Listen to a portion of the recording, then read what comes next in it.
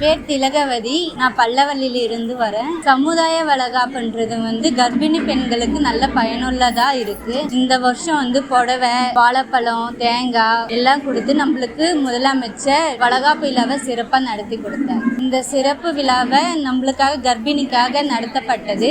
முதலமைச்சருக்கு மிகவும் நன்றி. இந்த சிறப்பு விழாவை சிறப்பா நடத்தின எம்எல்ஏ ஐயாவுக்கு நன்றி.